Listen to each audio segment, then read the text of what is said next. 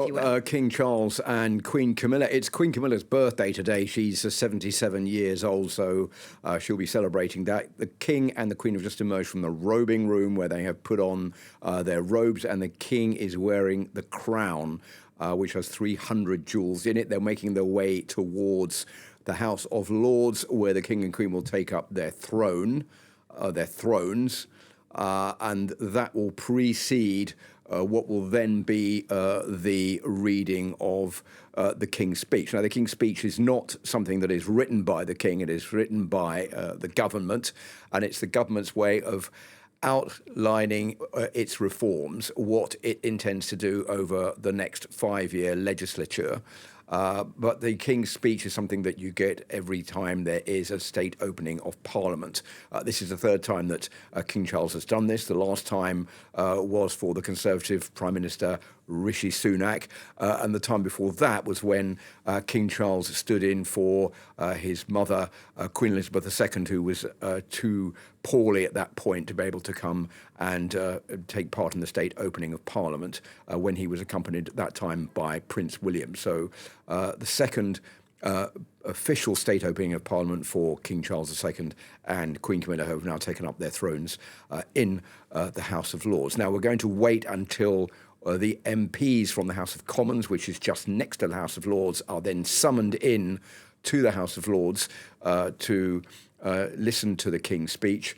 And there will be a very special ceremony that takes place, which is conducted by the Black Rod, who will then have the door slammed in her face. This is something that goes back to the 17th century from the Civil War in the UK. Then she has to knock 3 times before the door is opened and the MPs from the House of Commons are allowed into the House of Lords. This is just to underline the separation of the governors of the UK and of the monarchy. Here we have the Black Rod. What does that mean exactly, the Black Rod? Well, the Black Rod is part of the ceremonial process of the state opening of Parliament. She's called Sarah Clark. She's been the Black Rod since 2018. She's the first female Black Rod in 400 years. You're about to see the door will be slammed in her face in just a second. It's not very... Oh, dear. So she now will knock 3 times.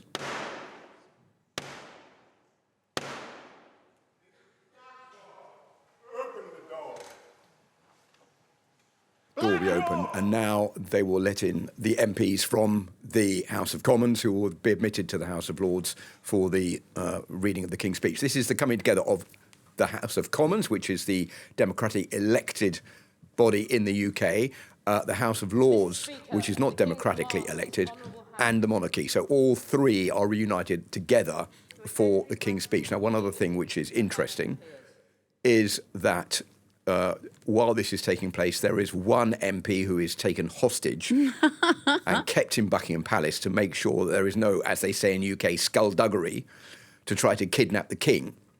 How do they decide who's taken hostage? And that once the King's speech is over and the King has left the House of Lords, that MP will be set free from Buckingham Palace as a sort of exchange between the monarchy and the officially elected officials of the United Kingdom. It's incredible, the ceremony. I mean, how do they decide something like that? Who gets to be taken hostage? Do you know?